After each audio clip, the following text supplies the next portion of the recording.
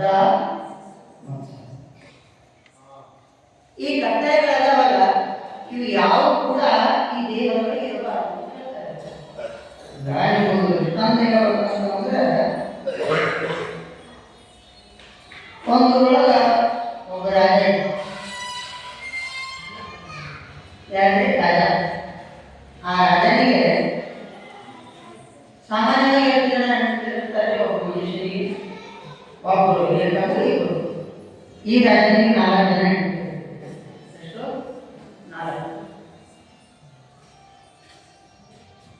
4 ಜನ ಹೆಣ್ತಿರ್ತಾರಲ್ಲ,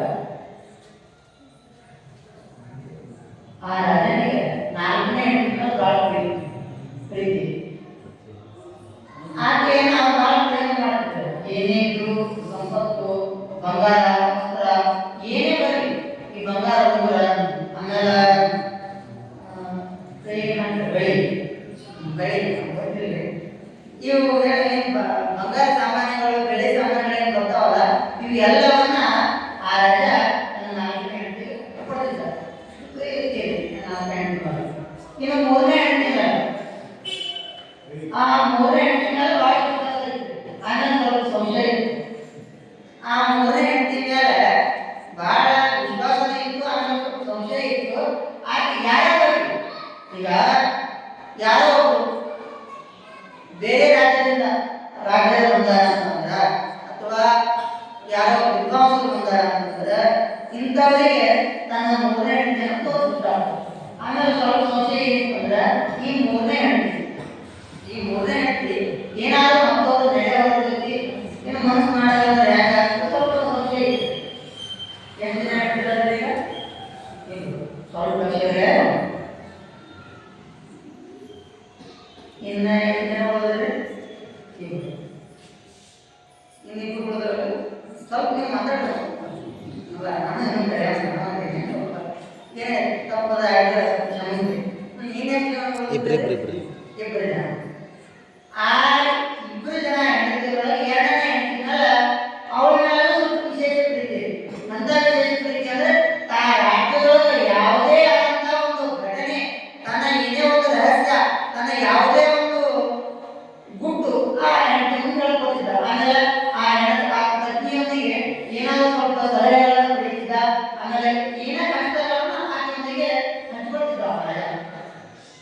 ಇನ್ನು 1ನೇ ಹೆಂಡತಿ ನೋಡ್ರಿ, ಆ ಹೆಣ್ಣು ಏನೋ ಒಂದು ಆಸೆ, ಏನೋ ಗೊತ್ತಿಲ್ಲ, ಆ ಹೆಣ್ಣಿಂದ ಒಟ್ಟೊಂದಿಗೆ ಆಗಿಬಿಡ್ತಿಲ್ಲ. ಇದು 1ನೇ ಹೆಣ್ಣು. ಯಾಕಂತಂದ್ರೆ ಆ ಹೆಣ್ಣು ಏನೇ ಮಾಡೋದು ಕೂಡ ರಾಜನಿಗೆ ಸಿಗ್ತದೆ. ಏನೇ ಮಾಡಿದ್ರೆ ರಾಜನಿಗೆ ಸಿಗ್ತದೆ. ಆ ಹೆಣ್ಣೆನ 1ನೇ ಹೆಣ್ಣು ನೋಡಿದ್ರೆ ಅನಿಸ್ಬಿಡ್ತದೆ, ಇವಳಲ್ಲಿ ಯಾಕೆ ನಾನು ಸನಿಗೆ ಹೋಗ್ತೀವಿ ಅನ್ನೋ ಒಂದು ಭ್ರಮೆ ಆ ರಾಜನಿಗೆ. ಒಂದು ದಿವಸ ಏನಾಗಿತ್ತಂದ್ರೆ ಒಬ್ಬ ರಾಜ ಅಂದಲ್ಲ, ಅವನಿಗೆ ಹಲವಾರು ಸಂಪತ್ತು, ಒಡವೆ, ವಸ್ತ್ರ, ಅನೇಕ ರಾಜ್ಯ ಎಲ್ಲ ಇರ್ತಾರ. ಆಮೇಲೆ ತಿಳಿದಿರ ಈಗ ಸಂಪತ್ತು, ಒಡವೆ, ವಸ್ತ್ರ ಎಲ್ಲ ಇರ್ತಾವಲ್ಲ, ಅವ್ರಿಗೆಲ್ಲ ಸಿಗ್ತೈತಿ. ಹೊಲ ಇರ್ತೈತಿ, ಮನೆ ಇರ್ತೈತಿ, ಮತ್ತೆ ಈ ರೋಗ ಏನು ಹೋಗ್ತೈತಿ ಅದು ಇರ್ತೈತಿ ಅವರಿಗೆ. ಯಾರಿಗೆ ಬಡವರಿಗೆ ಜಾಸ್ತಿ ಏನಾದ್ರೆ BP ಶುಗರ್ ಬಂದಿದ್ದೆ ನೋಡ್ರಿ ಅಲ್ಲ, ಈಗ ಬರ್ತಾವ ಸ್ವಲ್ಪ 20 ವರ್ಷ ಇದ್ದಂತ ಅವಾಗ ಹುಟ್ಟಿದ್ದಾರೆ. ನೀವು ನೋಡಿರ್ತೀವಿ ಅವಾಗ ನೋಡ್ರಿ. ಈಗ ಈ ಯಾರು ಕೂತಿರ್ತಾರಲ್ರಿ ಸ್ವಲ್ಪ ಯಾರು ಉಳಿಸ್ತಿರ್ತಾರೋ ಅವರಿಗೆ ಈ ಶ್ರಮಜೀವಿಗಳು, ಕಾಯಜೀವಿಗಳು ಇರ್ತಾರ ಹೇಳಿದ್ದೀರಲ್ಲ.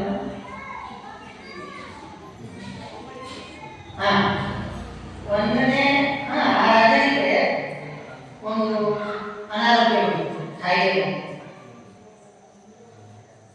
ಅಂತಿಂತ ವಿದ್ವಾಂಸರಿಗೆ ತೋರಿಸ್ತಾರೆ, ಅಂತ ಡಾಕ್ಟರ್ಗಳು ಏನು ಅದ್ಭುತ. ಈ ರಾಜ್ಯ ಅಲ್ಲ, ಹೊರ ರಾಜ್ಯಗಳಿಂದಲೂ ಕಳಿಸ್ತಾರೆ. ಕಳಿಸಿದ್ರೆ ಆ ರಾಜನ ಕಾಯಿಲೆ ಗುಣ ಆಗಿಲ್ಲ. ರಾಜ ಬೇಕಾದಂತ ಬಂಗಾರ ಐತಿ, ಸಂಪತ್ತು ಐತಿ, ವಸ್ತ್ರ ಐತಿ, ಕಾಲಾಗದ ಏನ ರಾಜನ ವೈಭೋಗ ಉಳಿದುದ್ರ ರಾಜ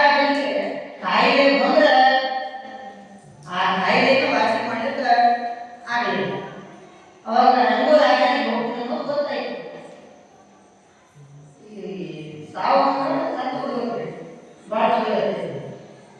ಆದ್ರೆ ಆ ರಾಜನ ಮುಂದೆ ಆಸೆ ಏನಂತಂದ್ರೆ ಈ 4 ಜನ ಅಂತಿದ್ರೆ ಸಾಯೋ ಹೊತ್ತಿನಾಗ ಇವ್ರನ್ನ ಯಾರಾದ್ರೂ ಕರ್ಕೊಂಡು ಹೋಗ್ಬೇಕಂತ ಸಾಯೋ ಹೊತ್ತಿನಾಗ ಯಾರನ್ನಾದ್ರೂ ಒಬ್ರು ಕರ್ಕೊಂಡು ಹೋಗ್ಬೇಕಂತ ರಾಜ 4ನೇ ಹೆಂಡತಿಗೆ ಕಾಟದ ಮುಗಿತ ರಾಜ ಕೇಳ ನೋಡುವ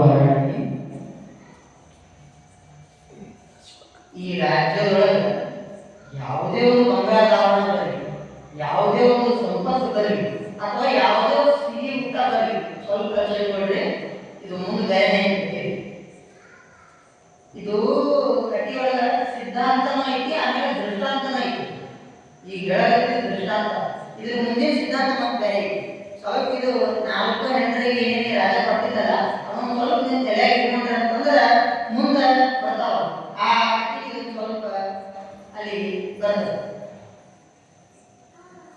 ನೀವೆಲ್ಲ ನೋಡಿಲ್ಲ, ರಾಜ್ಯದೊಳಗೆ ಏನೇ ಸಿಹಿ ಊಟ ಇಟ್ಕೊಂಡು ಒಳ್ಳೆ ಬಟ್ಟೆ ಇಟ್ಕೊಂಡು ಆಮೇಲೆ ಬಂಗಾರ ವಜ್ರ ಉಗುರು ಎಲ್ಲವನ್ನೂ ಕೊಟ್ಟಿದ್ವಿ.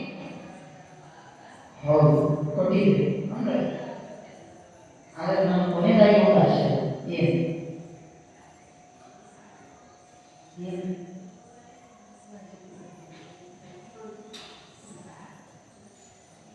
ಈಗ ಕೊನೆಯದಾಗಿ ಹೋಗುವಂತ ಸಂದರ್ಭದೊಳಗೆ ನೀನು ಕೂಡ ನಮ್ಮೊಂದಿಗೆ ಬಾ, ಯಾಕಂದ್ರೆ ನಮ್ಮ ಒಬ್ಬನಿಗೆ ಸಾಯೋದು ಬಹಳ ಭಯ ಆಗ್ತದ, ನೀನು ಬಾ ಅಂತ ಕರ್ತಾರೆ. ಆಕೆ ರೋಚಿಸಿ ಏನು ಕರ್ತೇವೆ ನೀವು ತಿಳಿಸ್ತೀವಿ ಅಲ್ಲ, ನೀವು ಸಾಯೋದು ಅದು ನಿಮ್ಮ ಕರ್ಮ, ನೀವು ಸಾಯಿರಿ. ನಿಮಗೆ ಕರ್ಮ ಬಂದ್ರೆ ನೀವು ಸಾಯಿರಿ, ನನ್ನನ್ನು ಯಾಕೆ ಕರ್ಕೊಂಡು ಹೋಗ್ತೀರಿ? ನಾನು ಮತ್ತೆ ಬೇಕಾದ್ರೆ ಮತ್ತೊಬ್ಬನಿಗೆ ನಾನು ಬೇಕಾದ್ರೆ ಜೀವನ ಮಾಡ್ಬೋದು ಅಂತ ಅನ್ಸಿ ಇನ್ನು ಯಾರಿಗೆ ರಾಜ 3ನೇ ಆಕೆಗೆ ಏನೇನು ಕೊಡ್ತಿದ್ದವ ರಾಜ ಏನ್ರಿ? ಈ ರಾಜ್ಯದೊಳಗ ಅಲ್ಲ, ನೆರೆ ರಾಜ್ಯದೊಳಗ ವಿದ್ವಾಂಸರು ಬರಲಿ, ಪಂಡಿತರು ಬರಲಿ, ಮಹಾಮಂತ್ರಿಗಳೇ ಬರಲಿ, ಮಹಾ ಯೋಧರೇ ಬರಲಿ, ಯಾರು ಬರಲಿ, ಆ 3ನೇ ಹೆಂಡತಿಯನ್ನ ರಾಜ ತೋರಿಸ್ತಿದ್ದಾರೆ.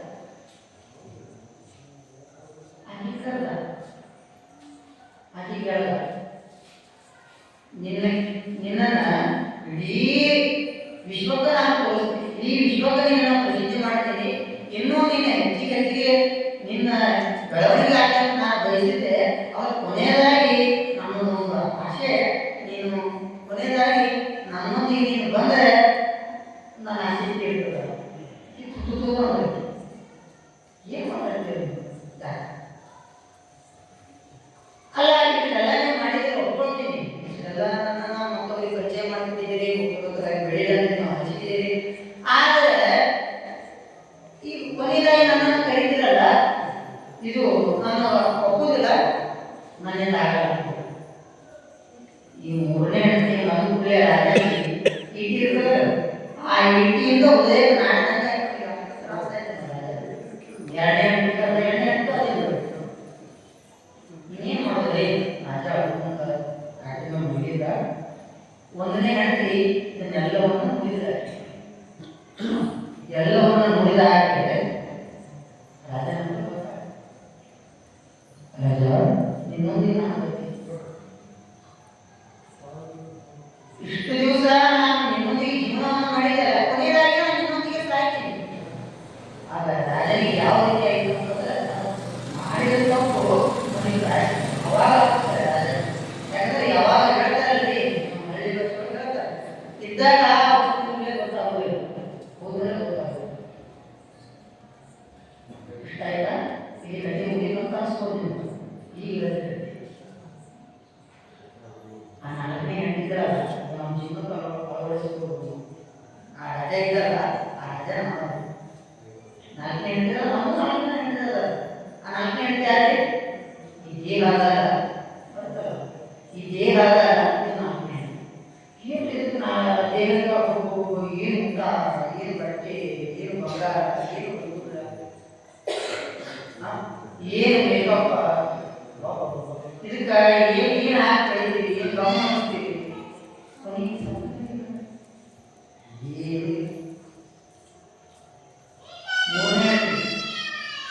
ಆತ ರಾಜ ಮೂರೆಂಟಿ ಇಡೀ ರಾಜ್ಯಕ್ಕೆ ಎಲ್ಲರಿಗೂ ತೋರಿಸಿದ್ದ.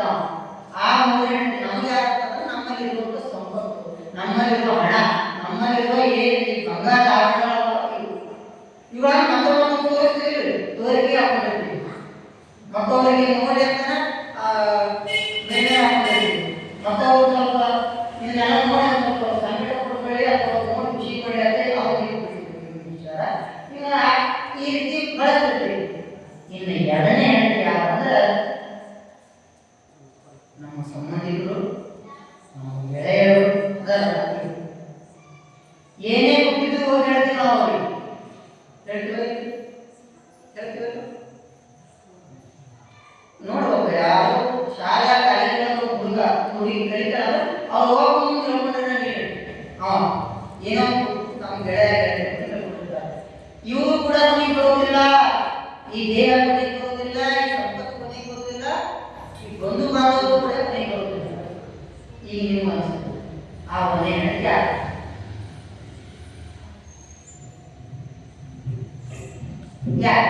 ಆ ಒಂದನೇ ಹೆಂಡತಿ ಯಾರು? ಆ ಒಂದನೇ ಹೆಂಡತಿ ಯಾರು ಅಂದ್ರೆ ನಮ್ಮ ತಂದೆ ತಾಯಿ. ಯಾವಾಗಲೂ ನಮ್ಮೊಂದಿಗೆ ಬರುವಂಥ ಜೀವಗಳು ಅವೆರಡ. ಯಾಕೆ ಈಗ ನೀವು ನೋಡಿ ಎಷ್ಟು ದಿವಸ ಆಯ್ತು ಗೊತ್ತಿಲ್ಲ, ಮದುವೆಯಾಗ 3 ವರ್ಷ ಆಯ್ತು ಗೊತ್ತಿಲ್ಲ, ಇಲ್ಲಿದ್ದರೆ ಎಲ್ಲರೂ ಅವರಾದಿರಿ. ಯಾಕಂತಂದ್ರೆ ನಿಮ್ಮ ಸ್ವಲ್ಪ ಹಿಂದಿನ ಜೀವನವನ್ನು ನೆನಪು ಮಾಡ್ಕೊಳ್ಳಿ, ಗೊತ್ತಾಗಲ್ಲ. ಯಾಕಂತಂದ್ರೆ ಒಬ್ಬ ತಂದೆ ಒಬ್ಬ ತಾಯಿ ಯಾವಾಗಲೂ ಕೂಡ ನಮ್ಮಲ್ಲಿ ಇರ್ತಾರೆ. ಅವರನ್ನು ಯಾವಾಗಲೂ ನಾವು ಪ್ರೂವ್ ಮಾಡ್ತೀವಲ್ಲ, ಯಾಕೆ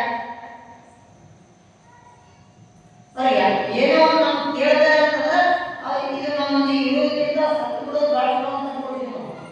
ತಂದೆ ತಾಯಿಗಳು ಇಲ್ಲಿ ಇರೋದ್ರಿಂದ ಸತ್ತೋದು ಬಾಳ್ಕೊಳ್ಳೋ ಅಂತೀವಿ. ಯಾಕಂತಂದ್ರೆ ಶಿವಾನುಭವ ಅಂತ ಅನುಭವ ಹೇಳುವ ಅಣ್ಣಗಳಿಲ್ಲ, ಅನುಭವ ಕೇಳುವಂತ ಅಮ್ಮಗಳಿಲ್ಲ. ಈ ಅನುಭವದ ಈ ಅನುಭವ ಈ ಅನುಭವದೊಳಗೆ ಈ ಶಿವಾನುಭವಗಳಿಗೆ ಇವೆಲ್ಲ ಚರ್ಚೆ ಆಗ್ಬೇಕು. ಅವರು ಯಾಕೆ ಶಿವಾನುಭವ ಹೇಳ್ತಾರೆ ಅಂತಂದ್ರೆ ಪ್ರತಿಯೊಂದು ವಿಚಾರಗಳು, ಪ್ರತಿಯೊಂದು ಅನುಭವಗಳಿಗೆ ಚರ್ಚೆ ಆಗ್ಬೇಕು.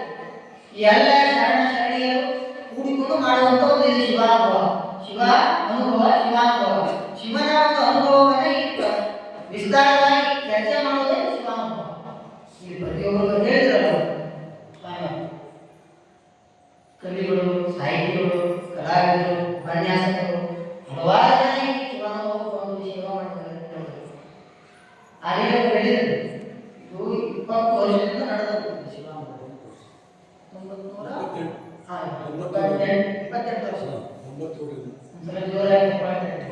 ಯಾಕಂದ್ರೆ ಈಗ ಸ್ಟಾರ್ಟೇ ಮಾಡ್ಬೋದ್ರಿ, ಯಾವುದೋ ಕಾರ್ಯಕ್ರಮ ಆಗಲಿ, ಯಾವುದೋ ಒಂದು ಮಠ ನಡೆಸ್ಕೊಂಡು ಹೋಗ್ಬೇಕಲ್ಲ, ಇದು ಭಾಳ ಕಷ್ಟ. ಅವ್ರು ಹೇಳಿದ್ರಿ ಮಠಕ್ಕೆ ಇದೆಲ್ಲ ಯಾವ ಕಾರಣ ನಿಮ್ಮ ಸದ್ಭಕ್ತರಿಂದ ಇದೆಲ್ಲ ಕಾರಣ ಅಂತ ಹೇಳಿದ್ರು. ನೀವು ಸದ್ಭಕ್ತರಾದವರು ಈ ಕಟ್ಟಿಗಳ ಸಾರಾಂಶ ಏನಂತಂದ್ರೆ ಅದು ಒಂದೇ ಒಂದು ಇರ್ತದೆ, ಕಾಯದಲ್ಲಿ ಕತ್ತಲೆ ಇರಬಾರದು ಅಂತದಲ್ಲ.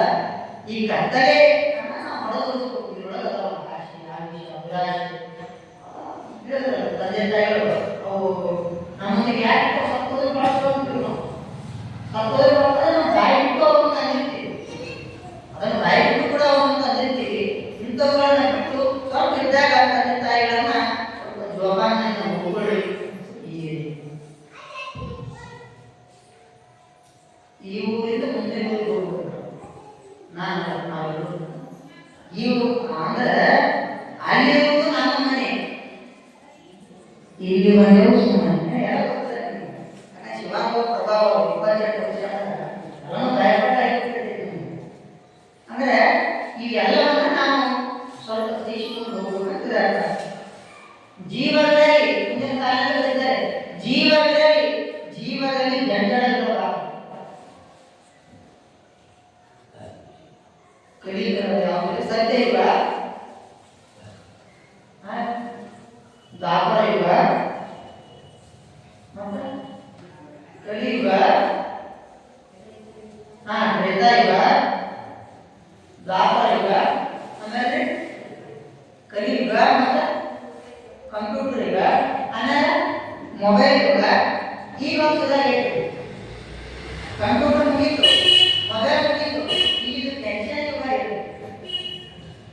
ಇದು ಟೆನ್ಷನ್ ಯುಗ. ಯಾಕಂತಂದ್ರೆ ಪ್ರತಿಯೊಂದಕ್ಕೂ ಜಗಳ, ಪ್ರತಿಯೊಂದಕ್ಕೂ ಟೆನ್ಷನ್, ಪ್ರತಿಯೊಂದಕ್ಕೂ ಅವಸರ, ಪ್ರತಿಯೊಂದಕ್ಕೂ ಗಡಿಬಿಡಿ. ಯಾಕೆ? ಪ್ರತಿಯೊಂದು ಏನೋ ಒಂದು ಮಾಡು, ಸುಮ್ಮನೆ ತಂಡ ಕುಂದ್ರದಾಗಂಗಿಲ್ಲ. ಸಿದ್ದೇಶ್ವರ ಸ್ವಾಮಿಗಳು ಹೇಳ್ತಾರೆ, ತಂಡ ಇದು ಸ್ವಲ್ಪ ಎಲ್ಲ ಬಿಟ್ಟು ವಿಚಾರ ಬಿಟ್ಟು ಸ್ವಲ್ಪ ತಂಡ ಇರೋದು ಹೇಳ್ತಾರೆ.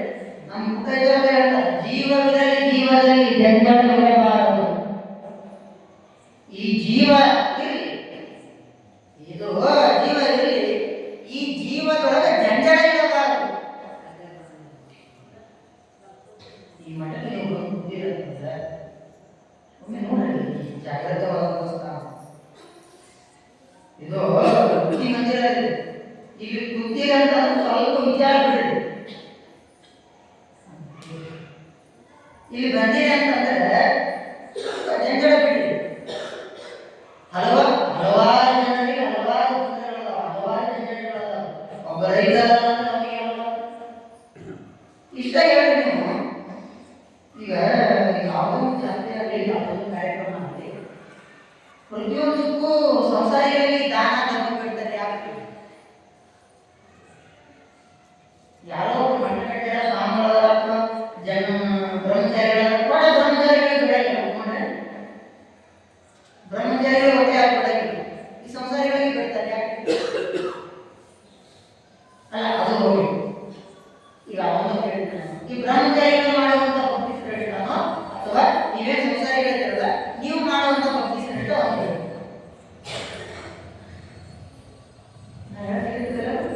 ನನ್ನ ಭಾಷೆ ಅರ್ಥ ಆಗುತ್ತೆ. ಏನು ಬ್ರಹ್ಮಚಾರಿಗಳು ಮಾಡುವಂತ ಭಕ್ತಿ ಶ್ರೇಷ್ಠ ಏನು? ಯಾರೇ ನಿಮ್ಮಂತ ಸಂಸಾರಿಗಳು ಮಾಡುವಂತ ಭಕ್ತಿ ಶ್ರೇಷ್ಠ?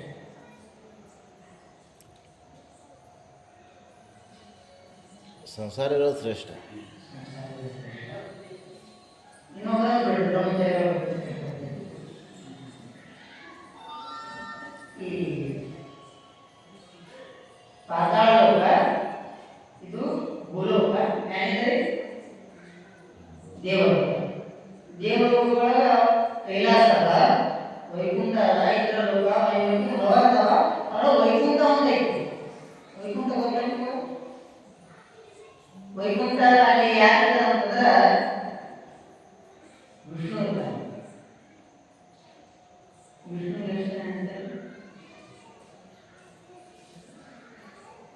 ಅಲ್ಲ, ಗ್ಯಾರಂಟಿ ಇದೆ ಹೇಳಿ. ಈಗ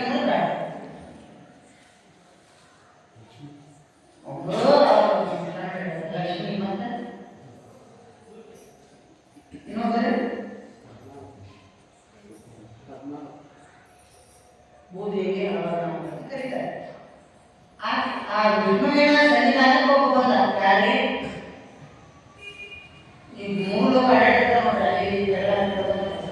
ನಾರದ ನಾರದ ಬೆಟ್ಟಕ್ಕೆ ನಾರದ ವೈಕುಂಠಕ್ಕೆ ಬಂದ. ಯಾರಿಗೆ ಬಂದ? ವಿಷ್ಣುವಿನಲ್ಲಿ ಬಂದ. ವಿಷ್ಣು ಏನು ಸೌದಾಯ ಆಸನದೊಳಗೆ ಮಲಗಿದ್ದ. ಏನು ಲಕ್ಷ್ಮೀ ದೇವಿ ಅಲ್ಲೆಲ್ಲ ವಿಷ್ಣು ಇದ್ದಲ್ಲ, ಆ ಸಮಯಕ್ಕೆ ಈ ನಾರದ ಬಂದಾನೆ. ನಾರದ ಅಂತಾನೆ ನಮಸ್ಕಾರ ಮಾಡ್ದ. ನಮಸ್ಕಾರ ಮಾಡಿ, ದೇವ ಕಮಲಾದೇವಿ ವಿಷ್ಣುವೇ ನಾನೊಂದ ಹೇಳ. ಏನಿಲ್ಲ ದೇವ, ಇಡೀ ಭೂಲೋಕದೊಳಗ, ಮರ್ತ ಲೋಕದೊಳಗ, ಭೂಲೋಕದೊಳಗ, ಪಾತಾಳ ಲೋಕದೊಳಗ, ದೇವಲೋಕದೊಳಗ, ಈ ಎಲ್ಲ ಲೋಕದೊಳಗ ನೀವು ನೋಡಿದ್ರು ಕೂಡ ನನ್ನಂತ ಭಕ್ತ ನಿನಗೆ ಸಿಗೋದಿಲ್ಲ. ನನ್ನಂತ ಭಕ್ತ ನಿನಗೆ ಸಿಗೋದಿಲ್ಲ. ನನಗಿಂತ ದೊಡ್ಡ ಭಕ್ತ ಯಾರಿಲ್ಲ. ಯಾರಿಗೆ ಹೇಳಬೇಕು? ವಿಷ್ಣುವಿಗೆ ಯಾರಿಗೂ, ನಾರದ ಹೇಳಿಲ್ಲ. ನನ್ನಂತ ಭಕ್ತ ನಿನಗೆ ಯಾರಿಲ್ಲ. ವಿಷ್ಣು ಅಂತ ಅದೇ ಅಲ್ಲ ವಿಷ್ಣು ನಾನು ಕುಂತಾಗ ನಿಂತಾಗ ನಡೆಯುವಾಗ ಕೂಗುವಾಗ ಹೋಗುವಾಗ ಸಕಲ ಕಾಲಗಳಿಗೂ ನಾನು ನಿನ್ನ ನಾಮಸ್ಮರಣೆಯನ್ನು ನಾನು ಮಾಡ್ತೀನಿ. ನಾರದ ನಾರಾಯಣ ನಾರಾಯಣ ನಾರಾಯಣ, ನನ್ನ ಹೆಸರೇ ನಾರದ, ನಾನು ನಾರಾಯಣ ನಾರಾಯಣ ಅಂತ ನಿನ್ನ ನಾಮಸ್ಮರಣೆಯನ್ನು ಮಾಡ್ತೀನಿ.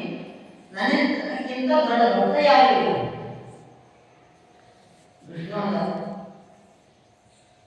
ನಾರದ ಭೂಲೋಕದೊಳಗ ಒಬ್ಬ ಗೃಹಸ್ಥ ಸಂಸಾರಿ ಅಲ್ಲ, ಅವನಿಗಿಂತ ದೊಡ್ಡ ಭಕ್ತ ನಾನು ನೋಡಿಲ್ಲ, ಅವನಂತ ಭಕ್ತನ ನಾನು ನೋಡಿಲ್ಲ ನಾರದ. ಈ ನಾರದಿಗೆ ಸ್ವಲ್ಪ ಬೇರೆ ಅನಿಸ್ತು, ನನಗಿಂತ ದೊಡ್ಡ ಭಕ್ತ ಇಲ್ಲ ಅಂತ ಹೇಳಕತ್ತಾನ. ಅಂತ ಸಮಯದೊಳಗೆ ವಿಷ್ಣು ಅಂತ ಭಕ್ತ ನಾನು ನೋಡಿಲ್ಲ ಅಂತ ಹೇಳ್ತಾನ. ಅವನಂತ ನಾರದ ಸ್ವಲ್ಪ ಇನ್ಸಲ್ಟ್ ಆಗಿ ಯಾರು ಇಲ್ಲಿ ಹೋದರೆ ಇಲ್ಲಿ ಬಂದ, ಈ ಭೂಮಿಗೆ ಬಂದ ಆ ಗ್ರಸ್ತನನ್ನ ಕುರಿತು ಚರ್ಚೆ ಮಾಡಿ ಆಮೇಲೆ ಅವನ ಒಂದು ದಿನಚರಿ ತಿಳ್ಕೊಂಡೆ. ಅವನ ದಿನಚರಿ ತಿಳ್ಕೊಂಡಾಗ ಹೋಗ್ತಾ ಇದ್ದ ಅವ 2 ಸಲ ನಾರಾಯಣನ ನಾಮಸ್ಮರಣೆ ಮಾಡಿದ್ದ. ಎಷ್ಟು ಸಲ? 2 ಸಲ.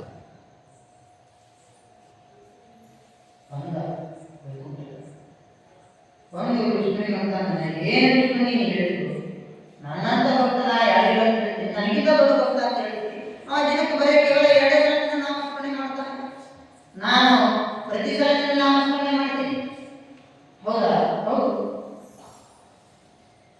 ನಾರದ, ನಿನ್ನ ಭಕ್ತಿನ ನಾನು ಪರೀಕ್ಷೆ ಮಾಡಬೇಕು, ಬೇಕಾ? ನಾನು ಹೇಳಿದ್ ಮಾಡಿಲ್ಲ, ನೀ ಏನು ಹೇಳಿದ್ರು ನಾನು ಮಾಡ್ತೀನಿ. ವಿಷ್ಣು ಅಂತಾನೆ, ನಾರದ ತಾಳ್ಬೋದು, ಅದರೊಳಗೆ ಎಣ್ಣೆ ಹಾಕಬೇಕು, ದೀಪಕ್ಕೆ ಹಾಕಬೇಕು, ದೀಪಕ್ಕೆ ಹಾಕಬೇಕು, ಅದಕ್ಕೆ ತುಂಬ ಹಾಕಬೇಕು, ಅದು ತಾಳಿನ ಪೂರ್ತಿ ಆ ಎಣ್ಣೆ ಹಾಕಬೇಕು. ಅದನ್ನು ನೀನು ತಲೆಗೆ ಇಟ್ಕೊಳ್ಬೇಕು, ಅದನ್ನ ನಿನ್ನ ತಲೆಗೆ ಇಟ್ಕೊಳ್ಬೇಕು, ಇಡೀ ಭೂಲೋಕವನ್ನ ಪ್ರದಕ್ಷಿಣೆ ಹಾಕೊಂಡು ಬರಬೇಕು. ನಾರದ ಸೂಚನೆ ಏನಂದ್ರೆ, ಈ ಪ್ರದಕ್ಷಿಣೆ ಹಾಕೊಂಡು ಬರುವಂತ ಸಂದರ್ಭದಲ್ಲಿ ಈ ತಾಡಿನಲ್ಲಿರುವ ಎಣ್ಣೆ ಕೆಳಗೆ ಚೆಲ್ಲಬಾರದು, ಅವಾಗ ನೀನು ಭಕ್ತಿ ಶ್ರೇಷ್ಠ ಅಂತ ನಾವು ಹೋಗ್ತೀವಿ.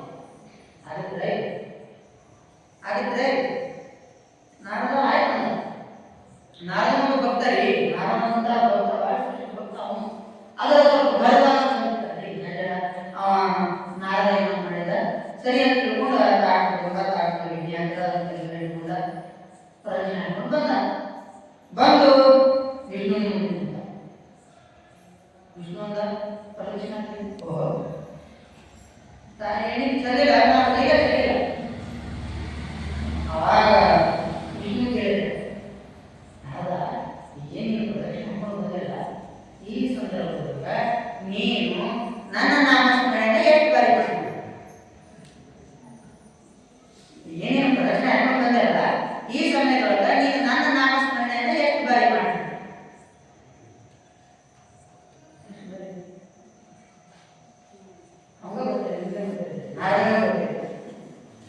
ನಾರದ ವಿಷ್ಣು ದೇವ, ನಿಮ್ಮ ಸುಳ್ಳು ಹೇಳ್ತೇನೆ, ಕಾಡಿನೊಳಗೆ ಇರುವ ಎಣ್ಣೆ ಕೆಳಗೆ ಚೆಲ್ಲುತ್ತದ ಅನ್ನೋ ಚಿಂತೆಯೊಳಗ ನಾನು ನಿನ್ನ ನಾಮಸ್ಮರಣೆಯನ್ನು ಮಾಡಿದೆ. ವಿಷ್ಣು ಅಂತಾನೆ, ನೋಡು ನಾರದ, ಕೇವಲ ಕಾಡಿನೊಳಗೆ ಇರುವಂತ ಎಣ್ಣೆ ಕೆಳಗೆ ಚೆಲ್ಲುತ್ತ ಅನ್ನೋ ಒಂದು ಚಿಂತೆಯೊಳಗ ನೀನು ನನ್ನ ನಾಮಸ್ಮರಣೆಯನ್ನು ಮಾಡಿದೆ. ಆದರೆ ಭೂಲೋಕದಲ್ಲಿರುವಂತಹ ಗೃಹಸ್ಥ ಆ ಸಂಸಾರಿ, ನನಗೆ ಹಲವಾರು ಚಿಂತನೆಗಳಿದಾವೆ, ನನಗೆ ಹಲವಾರು ತಾಪತ್ರಯಗಳಿದಾವ, ಹಲವಾರು ಸಮಸ್ಯೆಗಳಿದಾವ, ಅವೆಲ್ಲದರ ಮಧ್ಯದೊಳಗ ಅವನು ನನ್ನ ನಾಮಸ್ಮರಣೆಯನ್ನು 2 ಬಾರಿ ಮಾಡ್ತಾನಲ್ಲ, ನಿನ್ನ ಭಕ್ತಿಗಿಂತ ಅವನು ಹೊರಟಿದ್ದು, ನಿನ್ನ ಭಕ್ತಿಗಿಂತ ಅವನು ಹೊರಟಿದ್ದು. ಅದಕ್ಕೆ ಈ ಬ್ರಹ್ಮಚಾರಿಗಳಾಗಲಿ, ಈ ಎಲ್ಲ ಬ್ರಹ್ಮಚಾರಿಗಳಿಗಿಂತ ನಿಮ್ಮ ಭಕ್ತಿ ಶ್ರೇಷ್ಠ ಅಂತ ಇದರಾಗ್ತದೆ.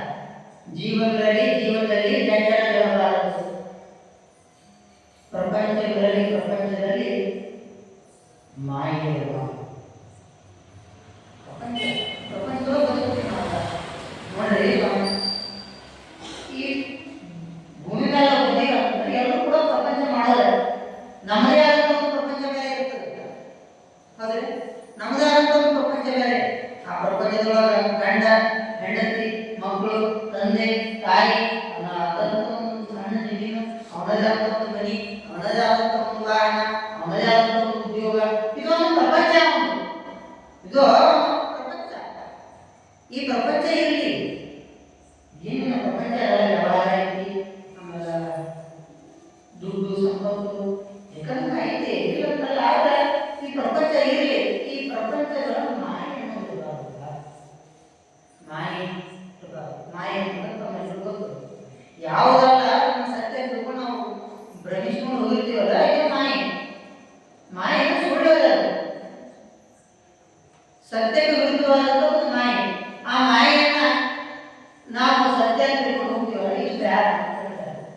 ಅದು ಇರಲಿ, ಬಿಡಕ್ಕಾಗಲ್ಲ ಆಗಲ್ಲ ಇರಲಿ.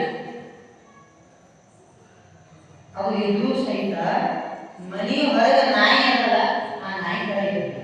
ಎಲ್ಲ ಬೇರೆ ರೀ, ಎಲ್ಲ ಮನೆಯೊಳಗೆ ನಾಯಿ, ಮನ್ಯಾಗ ನಾಯಿ, ಮನೆಯೊಳಗೆ ಅದು ಆಗಿನ ಕಾಲದಲ್ಲೂ ನಾಯಿ ಮನೆ ಹೊರಗೆ ಇರ್ತದೆ. ಆ ನಾಯಿ ಯಾವ ರೀತಿ ನೋಡ್ತಾರೆ ಅದೇ ದೂರ ಒಳಗೆ ಇರ್ತದೆ. ನಾಯಿ ದೂರ ಇರಲಿ, ಈ ದೇಹ ದೂರ ಇರಲಿ, ನಮ್ಮ ಪ್ರಪಂಚಕ್ಕಿಂತ ದೂರ ಇರಲ್ಲ ನಾಯಿ. ಈ ರೀತಿಯಾಗಿ ನೀವು ಬದುಕು ಅಂತ ಕರೀತಾರೆ. ಹೆಂಗೆ ಇರ್ತೈತಿ ಬದುಕು? ಜಂಜಡ ಬಿಡೋದು ಕಟ್ತಾರೆ ನಾವು.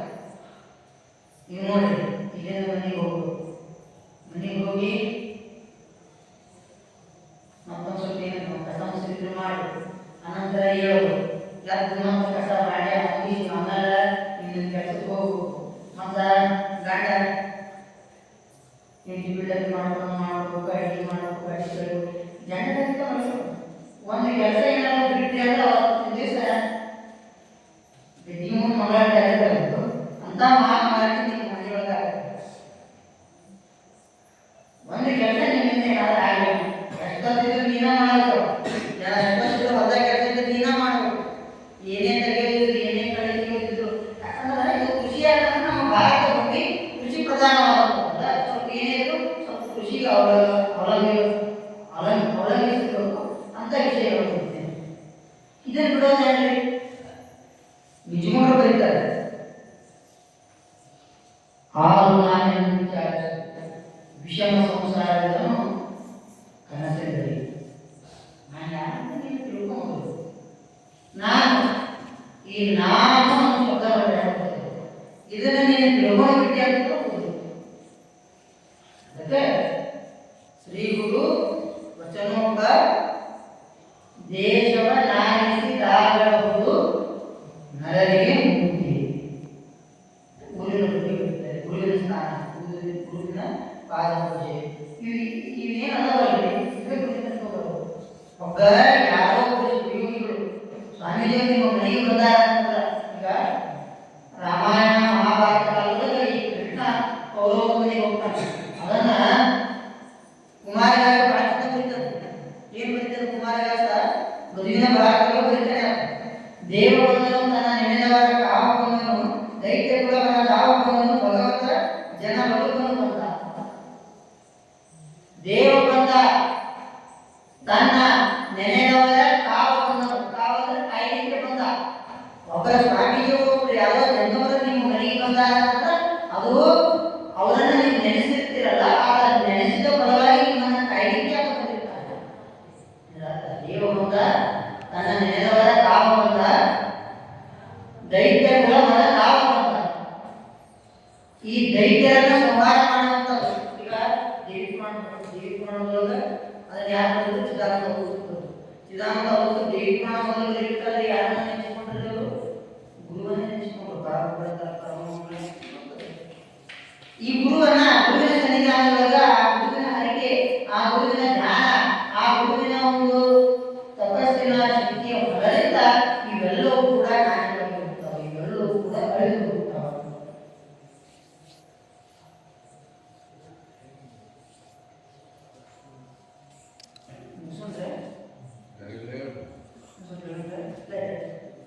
ಸಮಯ ಆಯಿತು, ನಾನು ಸ್ವಲ್ಪ ಸಮಯ ಆಯಿತು.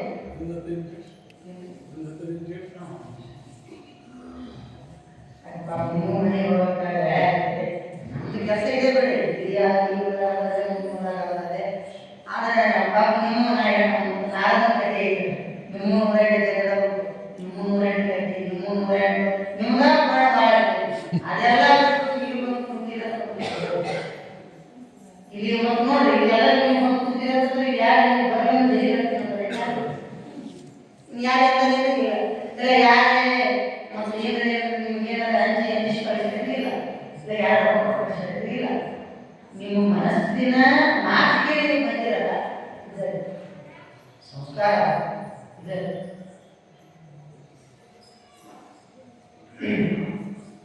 ಇಲ್ಲಿ ಏನು ಬಂದು ಕೂತು ಕಲ್ತು ಹೋಗ್ತಿರಲ್ಲ, ಕಲಿಯೋದು ಬಹಳ ಕಲಿಯೋದು. ನಮ್ಮ ಬದುಕಿನ ಕೂಡ 97 ವರ್ಷ ಬದುಕಿದ್ರು ಕೂಡ ಲಿಂಗೈಕ್ಯರಾಗಲಿ ನೀವು 8 ವರ್ಷದಲ್ಲಿ ಬಂದ್ರೆ ಅವಾಗ ಖರ್ಚು ಮಾಡ್ತಿದ್ರು. ಏನಂದ್ರೆ 9 ವಯಸ್ಸು ಸಂಗೀತ ಸಾಗರ ಅಂತ ಕರೆದರು.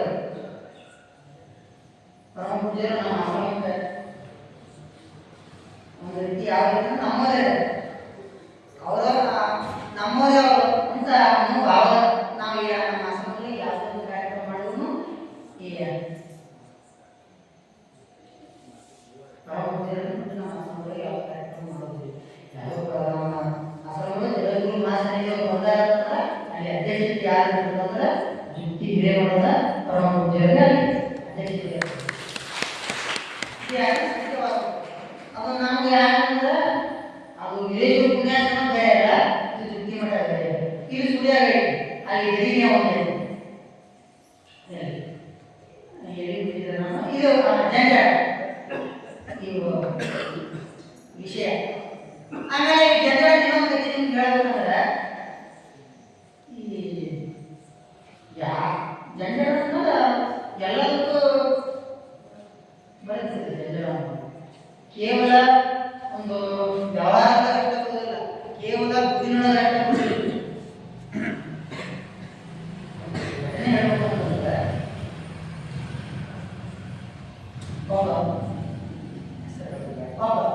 ಪೊಲೀಸ್ ಅಧಿಕಾರಿ ಯಾರು ಪೊಲೀಸ್ ಅಧಿಕಾರಿ ಸಣ್ಣ ಮಗಳು, ಬಹಳ ಒಳ್ಳೆಯ ಜೀವನ. ಆಗ ಮಗಳನ್ನ ಬಹಳ ಪ್ರೇಮ ಇದೆ. ನಮ್ಗೆ ಗೊತ್ತದ ತಾಯಿ ಮಗನಿಗೆ ಪ್ರೀತಿ ಮಾಡಿದ, ತಂದೆ ಮಗನಿಗೆ ಪ್ರೀತಿ ಮಾಡಿದ, ಇದು ಸರ್ವೇ ಸಾಮಾನ್ಯ. ಪೊಲೀಸ್ ಇದ್ರು ತನ್ನ ಮಗಳನ್ನ ಬಹಳ ಪ್ರೇಮಿದ್ದ. ಏನ್ ತನ್ನ ತಾಯಿ ನೋಡಂಗೆ ಅಷ್ಟೋ ಜೀವ ಆಕೆ ಕೇಳಿದ್ದಿಲ್ಲ ಅಂತಿದ್ದಿಲ್ಲ. ಅಷ್ಟು ಇದಕ್ಕೆ ಆಕೆ ಹೇಳೋ ವರ್ಣನೆ ಆಕೆ ಬಿಟ್ಟಿದ್ದು ಕೊಡೋದು, ಆಕೆ ಏನು ಕೇಳ್ತಾರ ಇಡೀ ಸಮಾಜದೊಳಗೆ ಒಂದು ಲಾಠಿ ಚಾರ್ಜಿಂದ ಎಲ್ಲರಿಗೂ ಹಚ್ಚಿದ್ರೆ ಆ ಮಗಳು ಅವನಿಗೆ ಹಚ್ಚಿರ್ತೀವಿ, ಮಗಳು ಅವನಿಗೆ ಹಚ್ಚಿರ್ತೀವಿ. ಅವನ ನೆಲಕ್ಕಾಗಿ ಅವನನ್ನ ಹಿಡಿದು ಬೆಳೆದಿದ್ದಾರೆ. ಇಂಥ ಒಂದು ಪರಿಸರ ಊರೊಳಗೆ ಒಂದು ದಿವಸ ಒಂದು ಕಾರ್, ಆ ಕಾರ್ ಶ್ರೀಮಂತ ಅಂತ ಶ್ರೀಮಂತ ಅಂದ್ರೆ ಹೇಳ್ತೀನಿ ನಿಮಗೆ.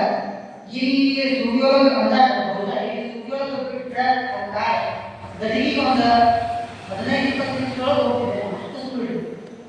ಈ ಬೆಂಗಳೂರು ಅಂತ ಸಿಟಿ ಒಳಗೆ ಟ್ರಾಫಿಕ್ ಭಾಳ ಇರ್ತದೆ, ನಿಮ್ಗೆ ಗೊತ್ತು. ಅಲ್ಲಿಂದ ಹೊರಗೆ ಹೋದಾಗ ಒಂದು ದಿವಸ ಆಗ್ತದೆ ಅಷ್ಟು. ಅಂಥದ್ರೊಳಗೆ ಭಾಳ ಸ್ಪೀಡ್ ಬರ್ತಿದ್ರು ನಾವು.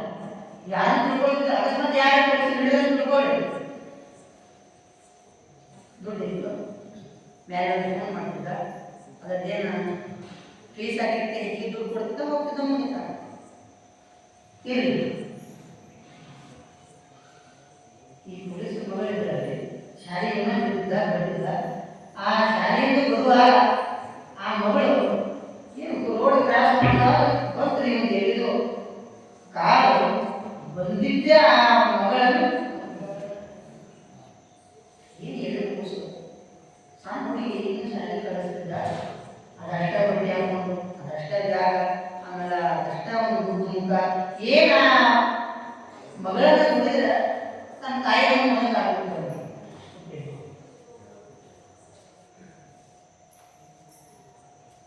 ಉಳಿದಿದ್ದ ಜೀವ ಸಾಮಾನ್ಯ ಕೊಡ್ತೀವಿ ಹೋದಾಗ ಏನಾಗುತ್ತೆ, ನನ್ನ ಐಶ್ವರ್ಯ ಇತ್ತು, ಬಂಗಾರ ಇತ್ತು, ದುಡ್ಡು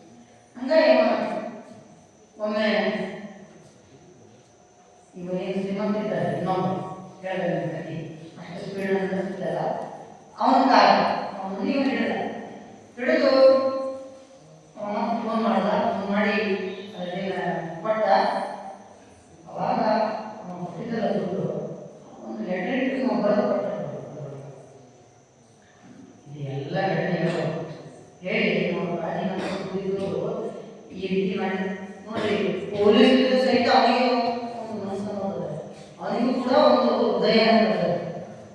ಬೇಕಾದ್ರೆ ಹೊರಗಿನ ಪ್ರಪಂಚಗಳು ನೀವು ನೋಡ್ತೀವಿ ಅವ್ರನ್ನೊಳಗೆ ಎಷ್ಟೋ ಹೊರಟಿರ್ಬೋದು, ಎಷ್ಟೋ ಮತ್ತೊಬ್ಬರೊಂದಿಗೆ ಯಾವುದೇ ನಮ್ಮ ಮಕ್ಕಳಿಗೂ ಪೊಲೀಸ್ ಬಂದಿದ್ದಾರೆ.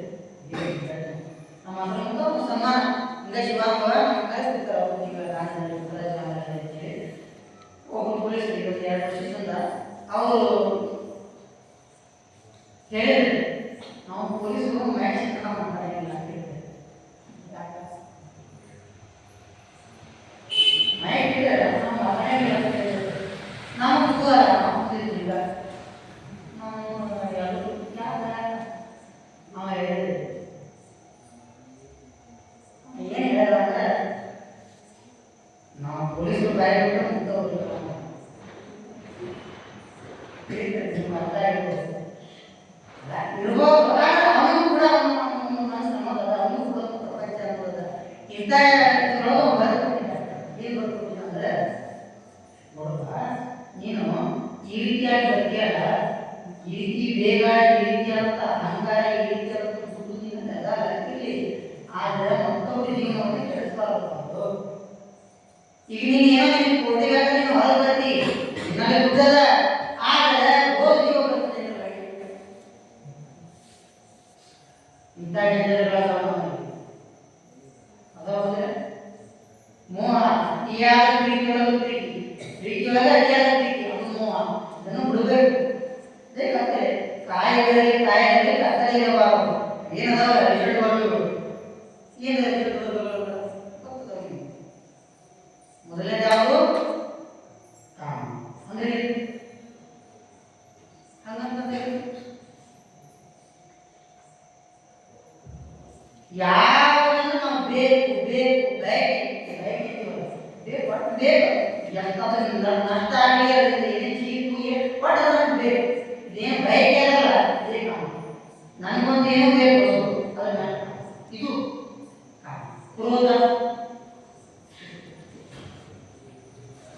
ಸಿಟ್ಟು, ತನ್ನೊಳಗೆ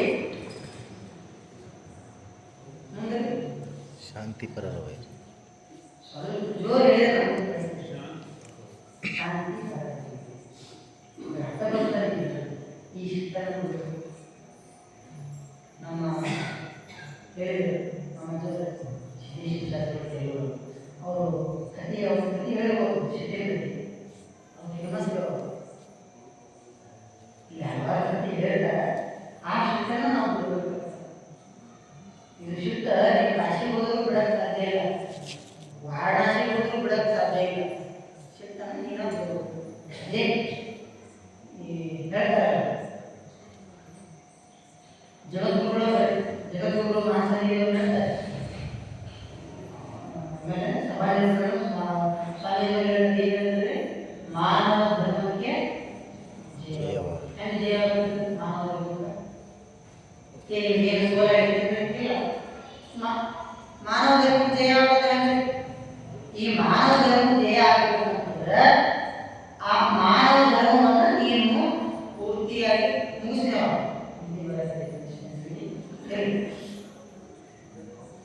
ಮಾನವ ಧರ್ಮಕ್ಕೆ ಜಯ ಆಗಬೇಕಾದ್ರೆ ಈ ಮಾನವ ಧರ್ಮದಿಂದ ನೀನು ಬಿಡಿ.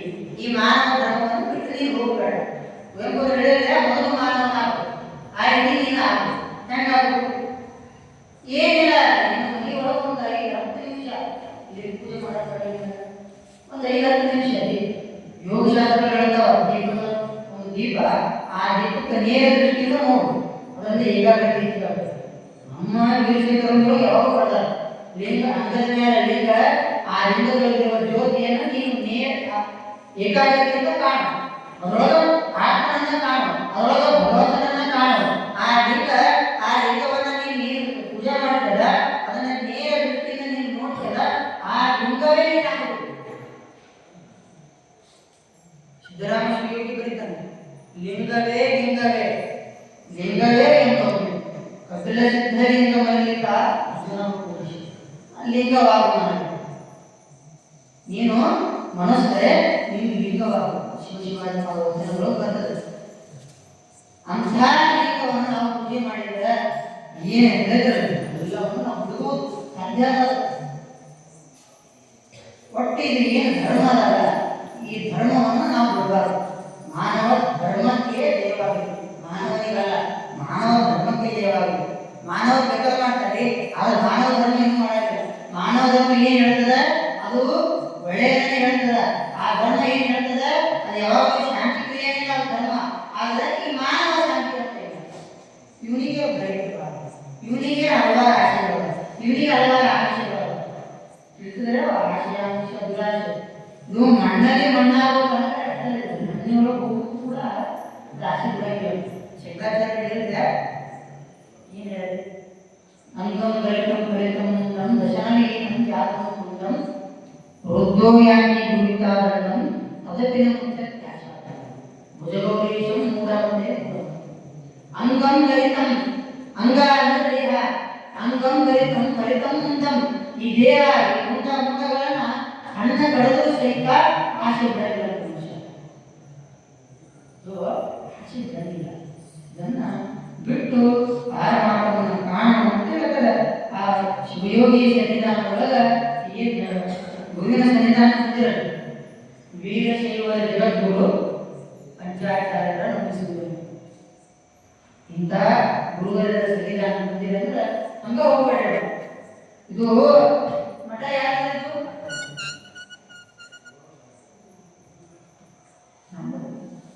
ಇದು